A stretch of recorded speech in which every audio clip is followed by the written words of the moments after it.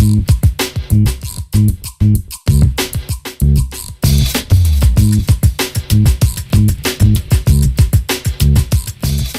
fiesta para nosotros desde la universidad poder acompañarlos, poder estar entregando estos primeros diplomas a los estudiantes, compartiendo el trabajo en equipo.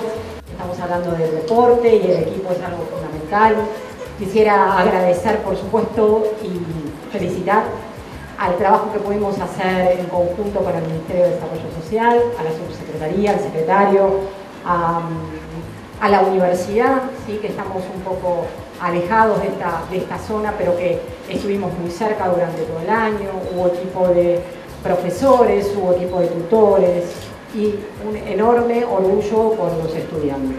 Creo que a lo largo de la historia y en el presente de hoy existen dos concepciones de lo que es el deporte. Y ya a mí no me cabe duda que ustedes van a trabajar en una concepción de esas dos líneas. Hay una concepción, si ustedes vieron en el día de ayer o de anteayer, una foto donde se ve a un velocista, el hombre más veloz del mundo, que se llama Usain Bolt, corriendo contra un metrobús donde hay un jefe de gobierno que lo está esperando cuando termina de correr. Bueno, esa es una concepción del deporte que es totalmente alejada a la que nosotros tenemos.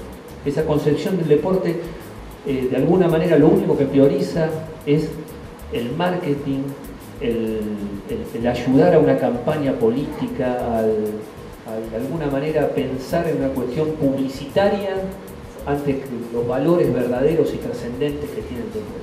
Para nosotros el deporte tiene que ver también con fotos y acciones que están en la historia. Es decir, Eva Perón pateando una pelota en el inicio de los Juegos Evita, eso tiene que ver con una foto que tiene que ver con trascendencia, con contenido, con algo que se ha creado para dar respuesta a cientos de miles de jóvenes, donde hay un Estado que de alguna manera le puede dar respuesta desde lo deportivo, pero también con los exámenes médicos que se le han realizado y que hoy también esos Juegos Evita se realizan en nuestro país y que también el Estado le puede dar respuesta a esos chicos que participan. Entonces estas dos concepciones. No me cabe ninguna duda que ustedes van a estar en esta que estábamos hablando, donde ahí históricamente estaba Perón, estuvo Alfonsín, estuvo Néstor Kirchner y está Cristina Kirchner.